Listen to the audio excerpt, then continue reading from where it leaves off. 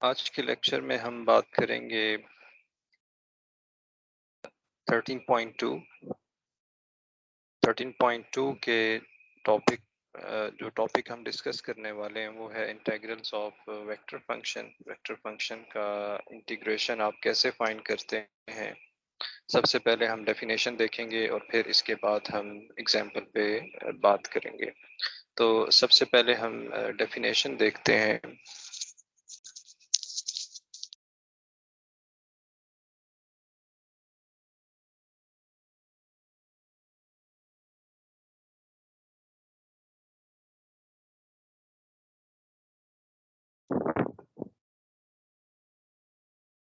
Integration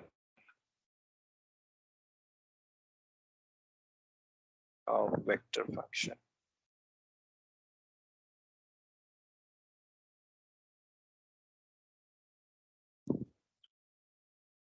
जैसा कि calculus 1 में आपको पता है कि कैलकुलस 1 या single variable calculus single variable calculus में जब भी आपने इंटीग्रेट करना होगा किसी फंक्शन को, तो इस फंक्शन का एक एंटी डेरिवेटिव एग्जिस्ट करता है जो कि कैपिटल एफ ऑफ एक्स है प्लस सी है। इसी तरह से जब आप मल्टी वेरिएबल कैलकुलस की बात करते हैं और इसमें जो टॉपिक है vector valued function, for vector valued function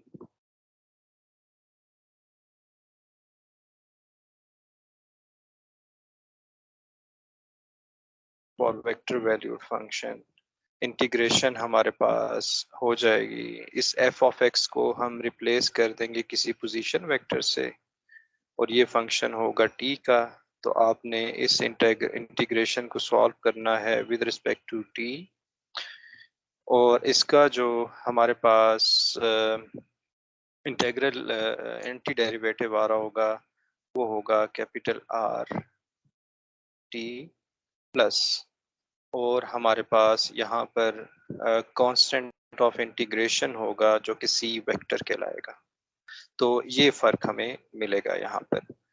हमें यहाँ पर इंटेग्रेंड में वेक्टर चाहिए और आउटपुट में एक हमारे पास एंटी डेरिवेटिव चाहिए जो कि वेक्टर होगा, और आपको पता है कि वेक्टर में वेक्टर ही ऐड कर रहे होते हैं, तो हमें जो है कांस्टेंट ऑफ इंटीग्रेशन जो है वो एक वेक्टर रखना होगा। इसकी डेफिनेशन में पोजीशन वेक्टर हमने यहाँ पर तो आर वेक्टर लिखा है, ये वेक्टर कुछ भी हो सकता है। अगर आप यहाँ पर एक्सेलरेशन को इंटीग्रेट करेंगे, मिसाल के तौर पे अगर आप एक्सेलरेशन को इंटीग्रेट करें तो एक्सेलरेशन को इंटीग्रेट करने से हमें वेलोसिटी वेक्टर मिल रहा होगा प्लस कांस्टेंट ऑफ इंटीग्रेशन। जब आप वेलोसिटी वेक्टर को इंटीग्रेट करेंगे तो हमें पोजीशन वेक्टर मिल रहा होगा इस तरह से r of t plus c vector. ठीक है, तो हम एक एग्जांपल अभी करते हैं। एक एग्जांपल हमारे पास है। एग्जांपल ये है कि an object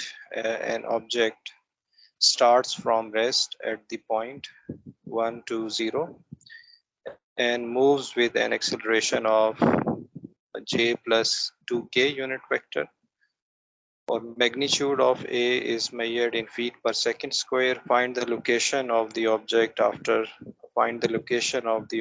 after t is equal to 2 seconds। तो एक ऑब्जेक्ट है जो कि मूव कर रहा है और उसकी वेलोसिटी, उसकी एक्सेलरेशन हमारे पास है 1 two j unit vector plus 2k unit vector, और हमें क्या फाइंड करना है, हमें उसकी पोजीशन फाइंड करनी है, लोकेशन फाइंड करनी। लोकेशन का मतलब होता है कि आपने पोजीशन फाइंड करनी है। okay? तो इसको हम सॉल्व करते हैं इस प्रॉब्लम को। सॉल्यूशन, क्योंकि आपको इंटीग्रेट करना होगा और हमारे पास कांस्टेंट ऑफ इंटीग्रेशन भी आ रहा होगा जो कि वेक्टर है, उसके लिए हमें कुछ कंडीशंस चाहिए होंगी। जैसा कि आप देख रहे हैं कि यहाँ पर एक हमारे पास स्टेटमेंट है कि an object starts from rest rest से स्टार्ट कर रहा है। इसका मतलब है कि इसकी जो इनिशियल वेलोसिटी है जब टाइम 0 है तो इसकी इनिशियल वेलोसिटी है वो हमारे पास 0 है। राइट साइड पे 0 वेक्टर हमारे पास आएगा। ये इनिशियल इसकी वेलोसिटी है स्टार्ट्स फ्रॉम रेस्ट। वहां से हमें ये पता चला कि इसकी इनिशियल वेलोसिटी 0 है। और ऑब्जेक्ट स्टार्ट कहाँ से कर रहा है? ऑब्जेक्ट स्टार्ट कर रहा है अपनी मोशन स्टार्ट कर रहा है वो स्टार्ट कर रहा है 1 to 0 से। और 1 to 0 को हम लिख सकते हैं 1 to 0 को अगर 1 to 0 से स्टार्ट कर रहा है इसको आप देखिए ये हमें नज़र कैसे आ रहा होगा। ये एक्स एक्सिस है, ये वाई एक्सिस है, ये जेड एक्सिस है। अगर ये 1 है तो ये होगा 1 और 2। तो ये वाला वो पॉइंट है 1 to 0। ये है इसकी पोजीशन, इनिशियल पोजीशन इसकी ये है। तो r इनिशियली जब टाइम 0 है तो ये होगा i प्लस 2j। अब सबसे पहले हमने क्योंकि एक्सेलरेशन से उसकी लोकेशन पे जाना है, लोकेशन फाइंड करने के लिए हमें पोजीशन वेक्टर पे जाना है। तो इसका मतलब ये होगा कि हमें एक्सेलरेशन को इंटीग्रेट करना पड़ेगा। तो वेलोसिटी हमें यहाँ पर मिलेगी, वेलोसिटी t, एक्सेलरेशन को आप इंटीग्रेट करेंगे dt। और एक्सेलरेशन हमें पता है वो है j प्लस, एक्सेलरेशन हमें पता है j plus 2k unit vector dt। इसको आप इंटीग्रेट करेंगे तो हमें आंसर मिल रहा होगा t j unit vector plus 2t k unit vector. ये हमें वेलोसिटी मिल जाएगी।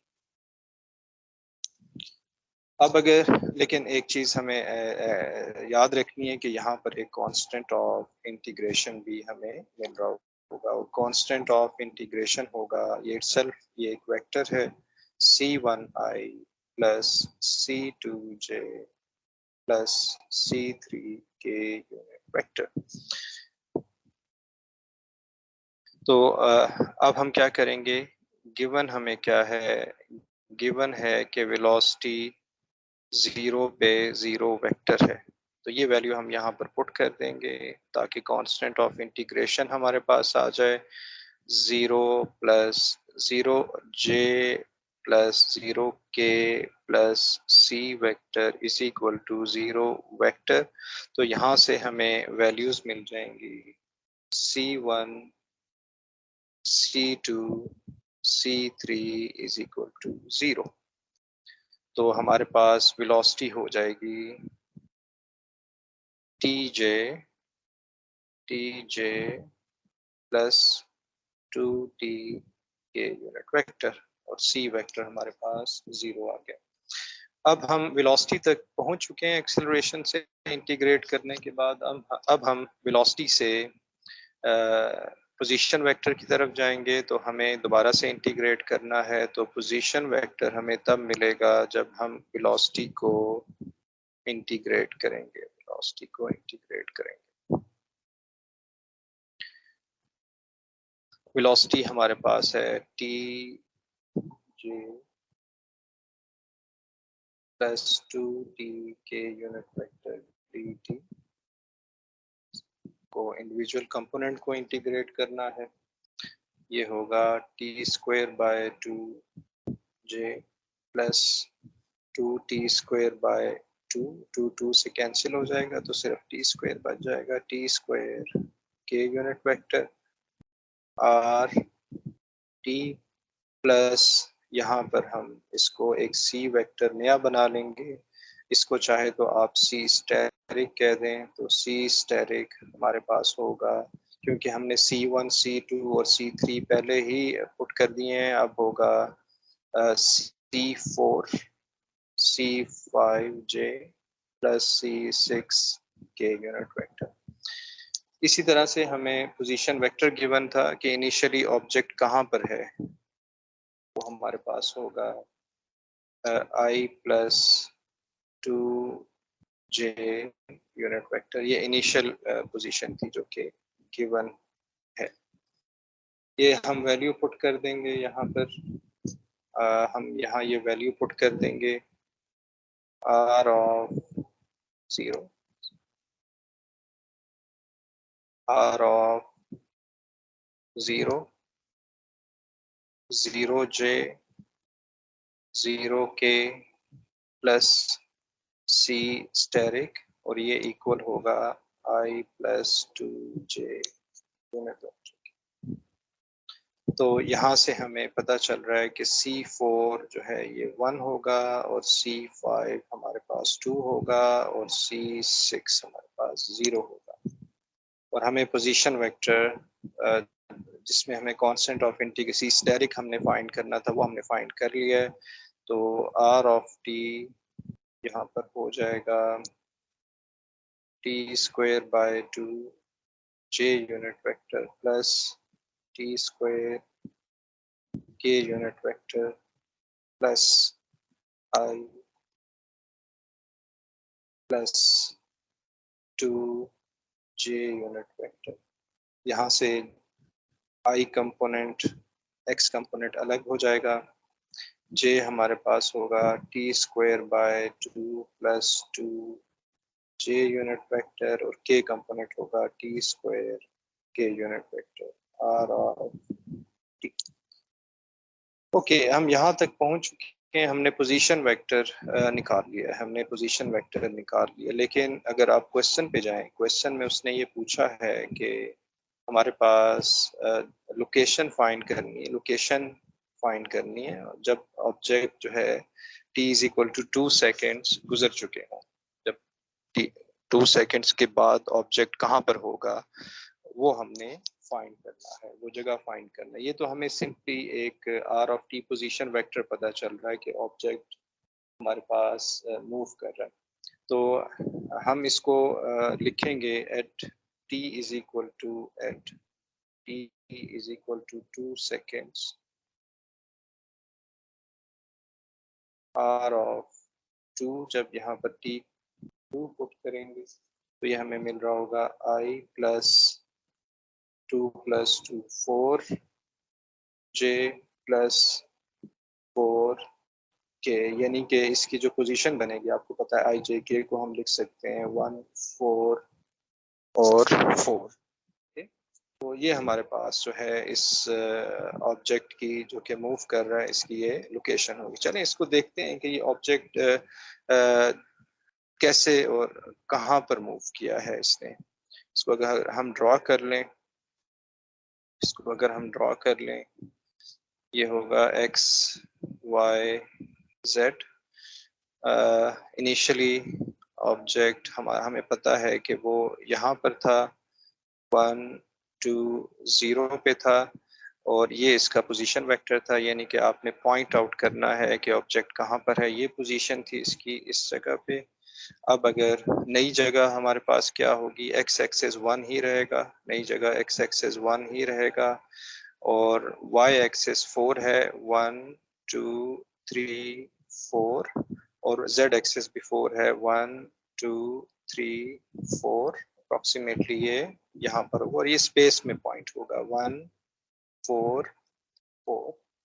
तो ऑब्जेक्ट यहाँ से हमारे पास दूसरी जगह पे आया है, और वो जगह ये। Thank you for watching. अल्लाह हाफिज़।